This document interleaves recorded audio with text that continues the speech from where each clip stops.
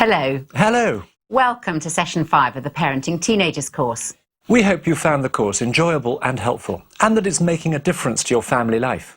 In this session, we'll be looking at how we can help our teenagers make good choices about some of the big issues they face, such as drugs, alcohol, sex, the use of the internet, and so on.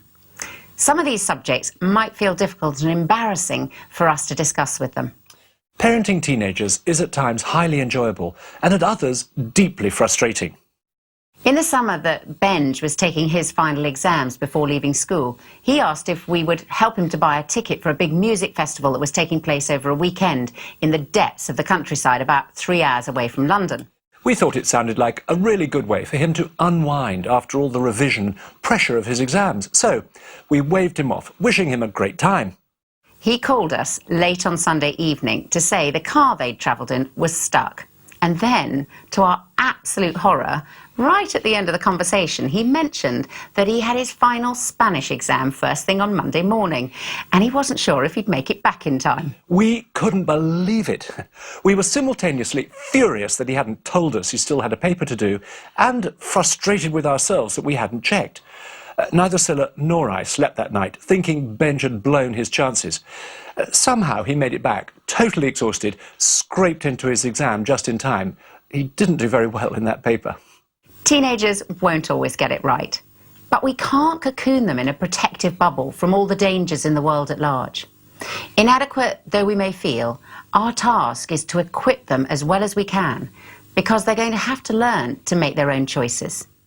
One of the things that I've found, speaking personally as a parent, is that I can't make my teenagers do anything. They have to choose to do it for themselves, and they understand that there are then consequences to how they do things, and that might be consequences that I then impose upon them, or they might be natural consequences. But it's important that they take ownership of their own decisions for themselves. And I've actually found it incredibly helpful to know that I can't control my teenagers. I can tell them to do things, I can suggest things, but ultimately the choice is theirs. And that's very helpful for me as a parent, and very releasing. The stories we see in the media about binge drinking, teenage pregnancies, drug abuse, and predators online can easily make us feel daunted. But we can't take the ostrich approach and put our head in the sand. We mustn't let our fears stop us addressing these subjects. I have to say I'm frightened of them growing up, and I shouldn't be. It's like I was frightened of them crossing the road for the first time by themselves. I was frightened of them going to town, and my imagination works overtime and thinks, oh gosh, some evil danger's going to befall them. But it won't, and for me, for them growing up, I sort of worry that they might not find their way, you know, that they'll get lost. But they seem to be coping, and so by what's happened so far, I don't think that I should have any major fears about how it's going to go. If it carries on like it is, at a steady pace, I think they'll be fine. But I do find it frightening, yeah. As much as parents want to protect their teenagers, teenagers often want to protect their parents from knowing what they're up to, and that can make it really hard for everyone. I'm aware that the kids sometimes don't tell the truth because they know that we won't like the truth, but we still underline that this is very important, that they tell the truth. It's key. It's essential to life. Mm. And that was definitely an issue for me, lying and you were always being afraid and to tell you the truth. Yeah. The world our teenagers inhabit can in many respects seem very foreign to us. They may well know a lot more than we do about some of the areas where we need to guide them, but that's okay. As well as getting informed and giving advice, we can learn from them. That will particularly apply to new technology and the changing digital landscape. When my boys became teenagers, it is indeed a wake-up call, because I suddenly found that I know less than they do. So that's been difficult. But part of the battle is actually accepting that I don't know everything, even if I'm a parent. This is the task of every mother or father, to get our kids ready for the moment when we're not by their side. But we have an extra challenge here, don't we? Because our children know more about this than we do. So we have to get up to speed. Perhaps not as fast as them, but at least we have to know well, what's going on. We've talked earlier in the course about the pressures on our teenagers, the peer pressure, their need to feel accepted, their desire to explore and experiment, their changing hormone levels, their feelings of insecurity and the need to discover their own identity. There is another pressure today. Absolute values have been replaced by relative values in many people's thinking. Feelings have become the arbiter of what is right and what is wrong. Pop icon Noel Gallagher once advised, if it feels good, then do it. Our teenagers are exposed to a lot of pressure to do things at a younger and younger age. Having sex is considered the norm. One journalist wrote recently, they listen to their peers to whom sex seems cool and grown up. They watch pop videos full of sexual references, adverts which assume that sexual activity is the key to happiness, TV programmes in which everyone leaps from one bed to the other. From as young as 12, they're expected to be sexually aware and body conscious. Today's young people are victims of a savagely free culture, which no longer gives them permission to say no. For teenagers, their image and what they look like can also be a huge pressure. For a girl, I think having the right figure is always one, but definitely hanging out with, cooler people and going out and having a good time like a teenager would typically do, like maybe drinking and stuff like that, just to be fairly cool, really, I guess. I faced a lot of peer pressure when I was growing up, from age 13 on to 18, 19. There were parties, drinking, drug abuse. It was a constant battle for a lot of people. I was able to resist it sometimes not, but it was hard. And I think it's hard for a lot of people, a lot of young people who are insecure like I was. Linda Blair, a clinical psychologist, states that most teenagers today take drugs because they're there, an instant route to feeling better about themselves. All the principles and the practical tools that we've talked about on this course will help us to build the self-esteem of our teenagers. This, in turn, builds their confidence to resist peer pressure and to say no when they want to and need to. Our role as parents remains crucial. Despite what we may feel, surveys reveal that most teenagers want to hear about issues like drugs, sex and alcohol from us. Parents play such an important role in passing their values on to their teenagers. I think so many parents today feel powerless.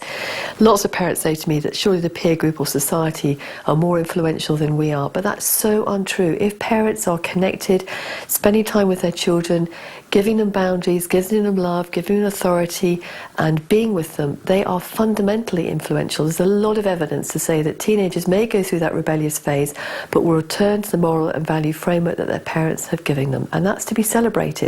So one thing to parents I say, don't give up. Don't think that society and peer have more sort of influence on your children. You have the fundamental greatest influence for good or for bad. Teenagers are under more pressure with these big issues than ever before and need our guidance. You know, it's harder for children today than ever it was for us.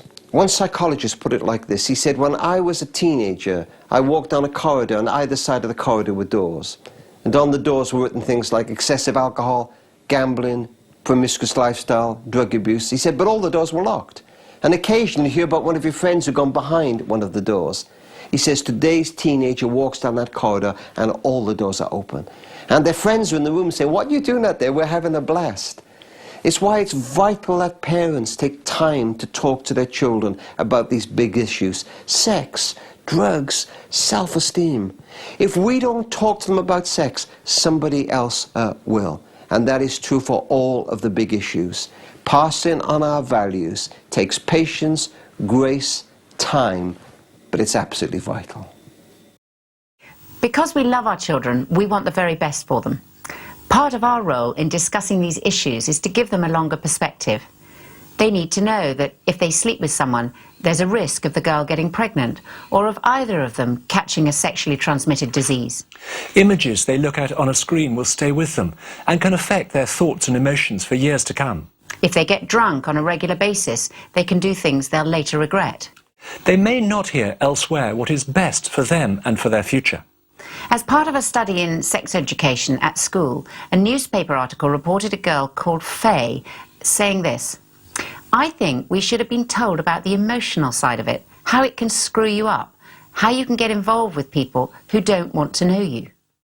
With regard to smoking, we need to give our teenagers a longer view about the health risks and how easily it can lead to addiction, how starting is so much easier than stopping. If they take drugs, they need to know it can affect their brains and they can become addicted. Many parents feel they should be drug experts. We can't possibly be drug experts. Even the drug experts have to do a lot of work keeping up with all the facts and information. But what parents can be are parents, but also communicating about the fact they know their child and getting the child to think about the drug, the situation and the behaviour it might cause. So for instance, the majority of teenagers have their first sexual experience under the influence of alcohol, and then they may regret it.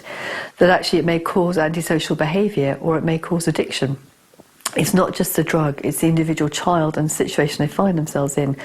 We know that alcohol, laying down lines of addiction in the brain if you drink alcohol from a young age as an adolescent. We're talking about maybe even 15, 16, 17, 18, there can be effects like that. So you have a conversation again, not necessarily the hardcore facts about an individual drug, but the global issues about addiction, about behaviour, about the individual and how it might make you feel. And it's an ongoing conversation again. In the parenting book, there are separate chapters on alcohol and other drugs, sex and sexuality, and another on money, TV and the internet, with information that's valuable to discuss with our teenagers. If possible, we suggest both parent and teenager read a chapter and then talk about the subject together.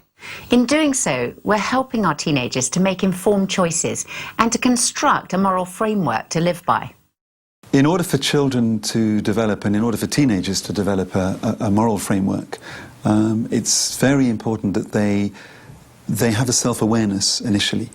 So personal social education within schools, whilst criticised in some quarters, is vital in making children aware who they are, what they stand for, what is important to them, where their strengths, where their weaknesses are. We've really found it an important thing to be teaching our values to the children, because it really occurred to me, whose values do you want your teenagers to actually pick up? If they spent more time watching TV and reading magazines and talking to their peers than they ever do with their own family, then there's a chance they may not pick up the values that we think are really important. Teaching my children about what's right and wrong is very important, not only in their acceptable behaviour to other people, but to themselves. You know.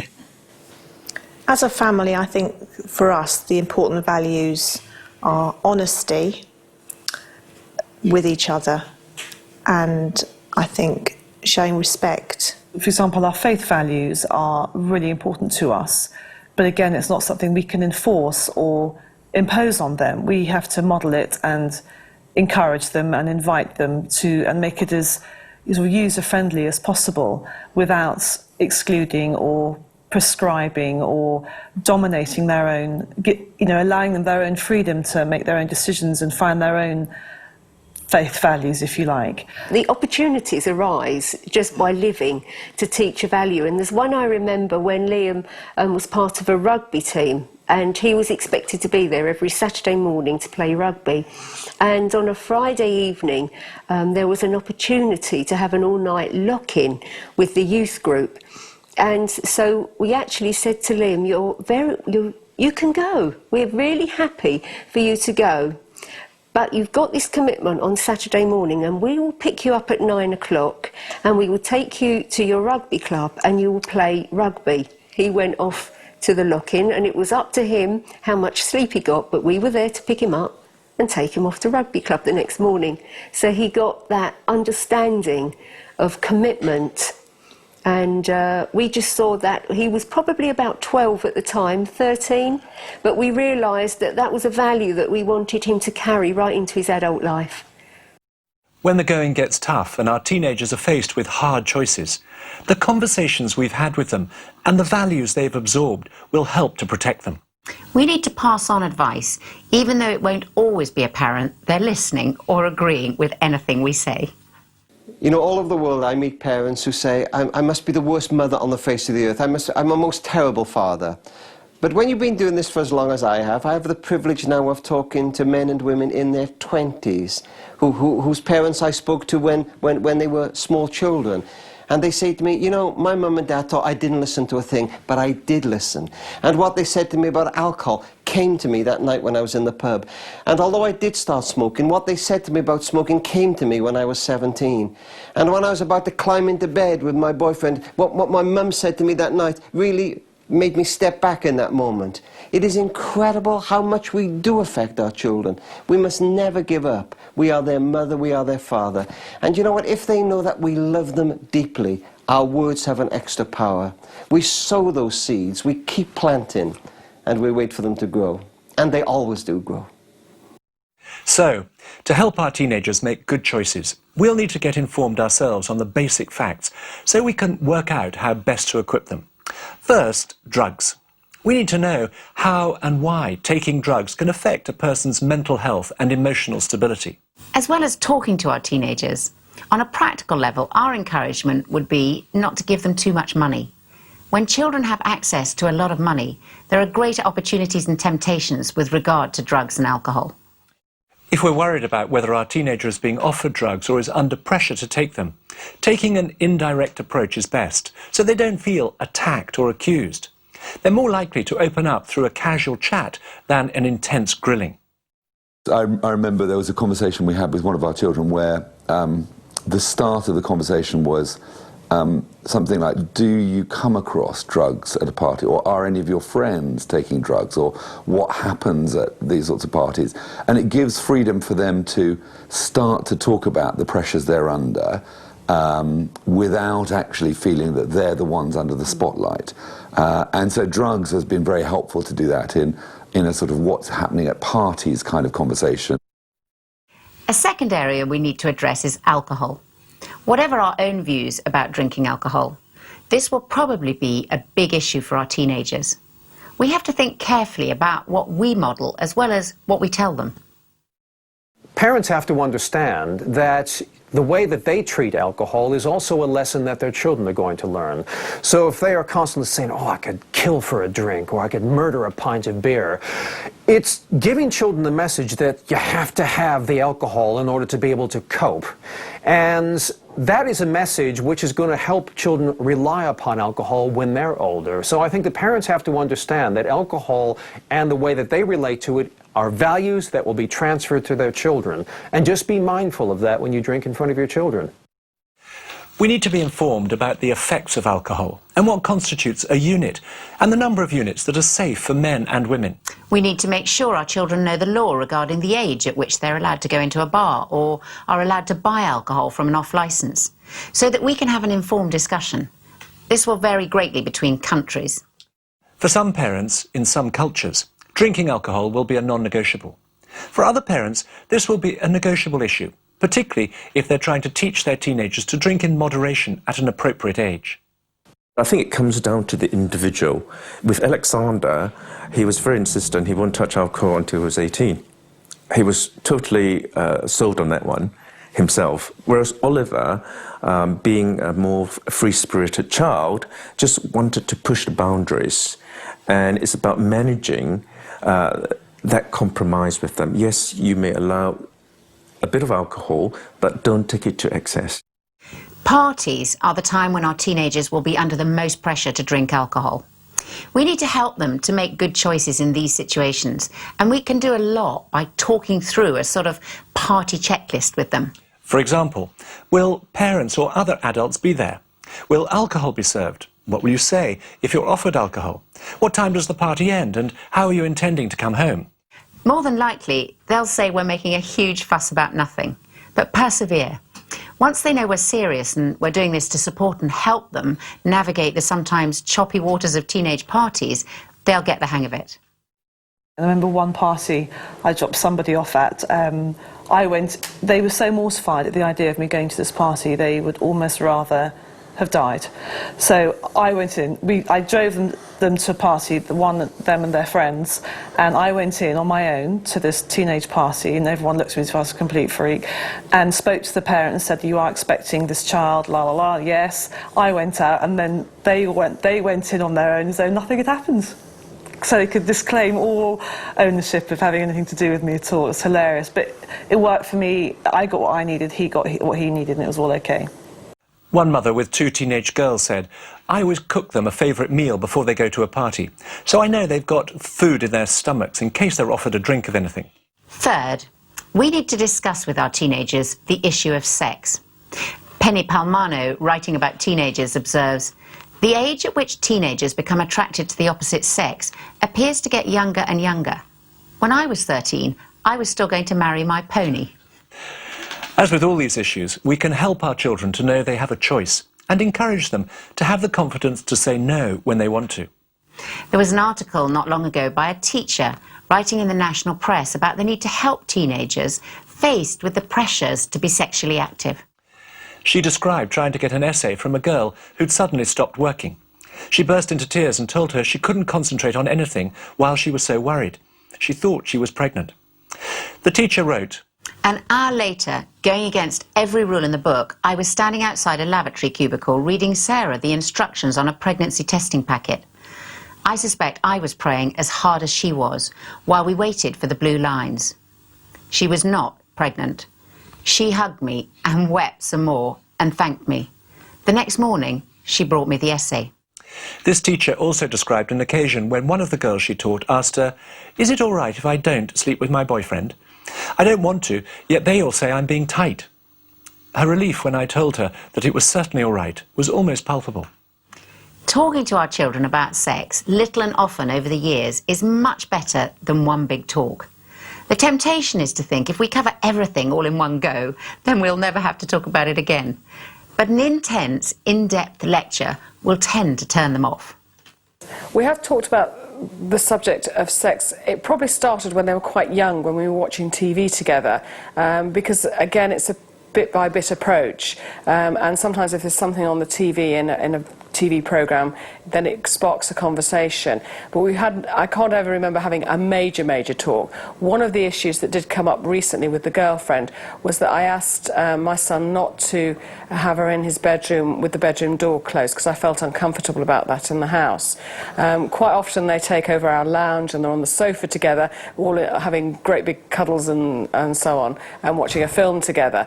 But I think I would rather it was in a room that is a little more public than perhaps in the bedroom, so that's why I asked him to keep the bedroom door open. I remember you talking about some of your friends and just the pressure that you're under and teenagers are under to have sex early on, way earlier than you're ready for.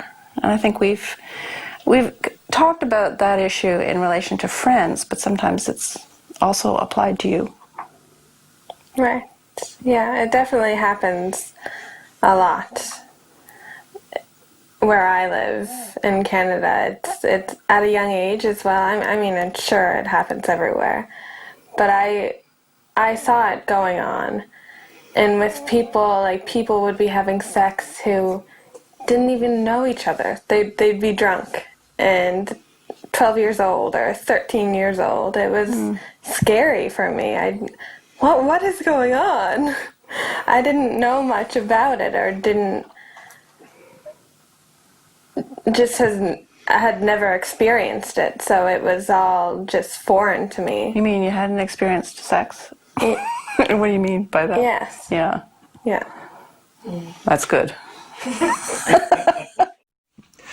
Our teenagers will have many questions, voiced or unvoiced, about sex, such as, how far can they go with the opposite sex in terms of touching or kissing? How do they know if they're in love? What about masturbation, homosexuality, abortion, pornography? Should they start going out, dating as a young teenager? We need to have thought about these areas so we can give them some practical guidance. Parents do need to be talking to their children as adolescents and teenagers about sex and sexuality. It gets slightly trickier as they enter the adolescent years because they may be embarrassed about it, but not all are, can I say. But what you're doing is you're building on what you've hopefully already done. And some examples are the importance of talking about pornography, which is flooding the internet, and lots of teenagers, well, children as young as 8, boys particularly, are exposed to pornography and they want to have a context to put it in. Some boys the other day I was talking to saying, nobody's talking to us about this, Judy, we need to talk about it. But also you need to do it in a subtle way, in a different way. For an example, I remember a parent telling me that she'd gone to see a film with her 15-year-old son and there was quite a rampant sex scene. in it, and rather than reacting to it, they talked about, you know, what it was about. And he said to her, I hope my first time isn't like that. I hope it's different. And she said, well, what do you mean by that? And they had a little brief conversation about what he'd like it to be like. Then they moved on. So you don't labour it, you pick up newspapers, films, things like that, and you have a conversation and you move on. It's drip by drip by drip. When our own teenagers first started going out with a boyfriend or girlfriend, we discussed guidelines with them and what we expected about physical boundaries.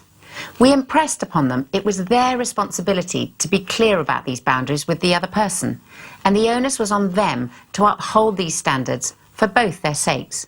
One of our non-negotiables was to encourage them to keep sex for marriage. So we didn't allow them to sleep in the same room as a boyfriend or girlfriend, and didn't want them staying over at a boyfriend or girlfriend's house with no parents around.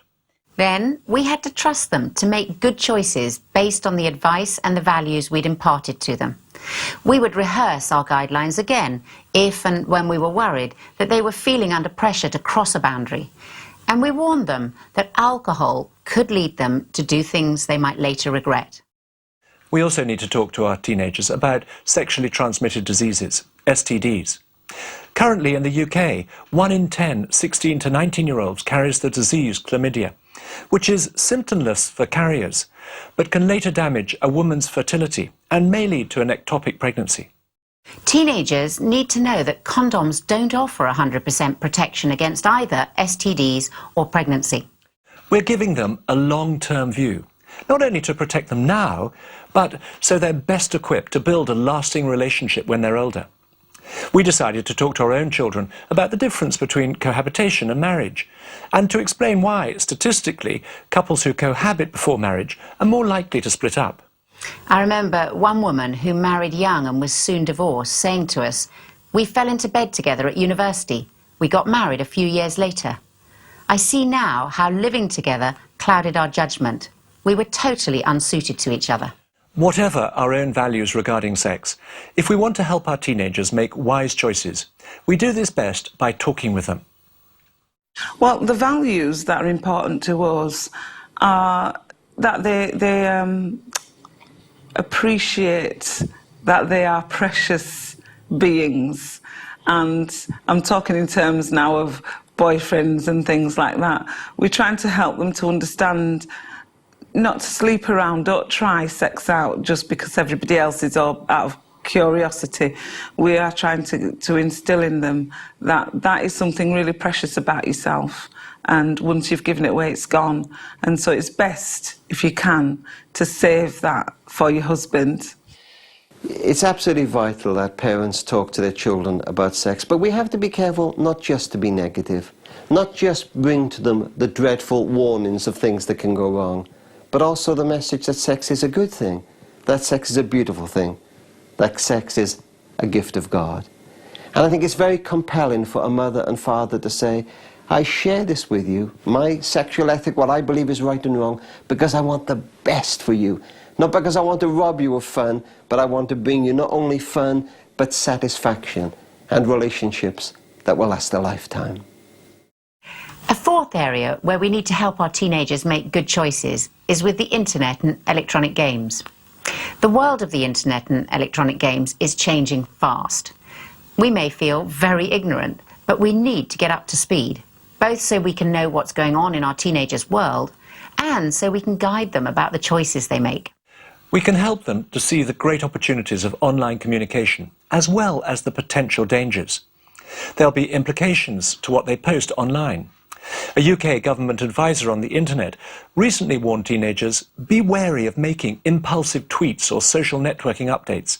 There's no such thing as confidentiality in cyberspace. Teenagers need to be aware that what they put on the internet now will be there for many years and may well be read by potential employers and others. You know, Chloe's age 14 and she goes to a party. She sees her friends around a computer and she hears words like minging and beautiful. They've logged on to a teenage magazine's website, How Sexy Are You? And kids all over the world scan their photographs in and kids vote on how sexy they are. Chloe picks a photograph and she scans it in on an October afternoon, and over the next 14 days hundreds of kids vote on how sexy Chloe is. Her friends score an average of 8.5 out of 10. Chloe never manages to hit 5. What a pressure this is for a young woman. And what is the task for a mother or father if she could rewind the clock before she scanned that photograph in? To say to her daughter, darling, you don't have to play every game on the internet. You don't have to be part of everything. You can make choices about what you put on the internet, what you watch, what you take part in. We are doing with the internet now what we used to do with television. Help our children make choices for when we're not by their side. Our teenagers also need to know that information or items they put on the internet will potentially be there forever and could impact their future. There are other issues to address, such as the amount of time and the way teenagers communicate online. Another danger is that children can tend to take on a much bolder and more sexually expressive tone when they're communicating online. They tend to be more flirtatious and risky and can start to present a different person to their real self. For some, messaging becomes obsessive. It's almost as if our teenagers have gone out with their friends without physically leaving the house. One father with young teenagers said, "Our main control is time limits. They're not allowed to go on a social networking site until they've done their homework. So they can only do 30 to 60 minutes a day, max." Electronic games, as with the internet, can be highly addictive, and some are extremely violent. When played obsessively, they can lead to changes of behaviour in teenagers. We need to be monitoring the content of what they're playing. Even apart from that, too much screen time can affect our teenagers' ability to relate.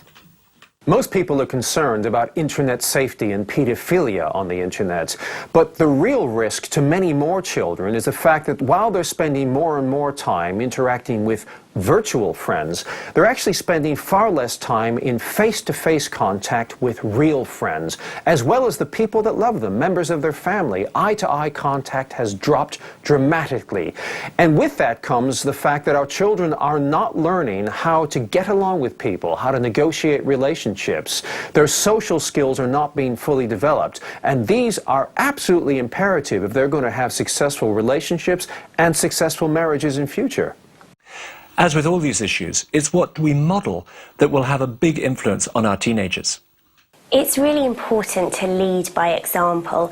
If you ask your children not to spend too much time on the internet, this message is really undermined by continually checking emails on a BlackBerry or running to the laptop. So it's important to be consistent as a family in your approach to the internet. We can encourage them to use the internet, but also alert them to the risks and take steps to make it as safe as we can. We need to put in the best up-to-date filters, but at the end of the day, our teenagers' best filter will be their brains, as we teach them to make good choices. This will then help to protect them and the choices they make at home, in other people's houses, at school, or on somebody else's mobile. I think children need to understand too that there is a lot of information within the media, within the internet, that is amoral. It's not giving a moral message, and they have to put their own moral understanding on that and decide, is this thing contributing, is it building up, is it something that is positive, is it something that is neutral, or actually is it something that is destructive in terms of their personal well-being and the well-being of their peers.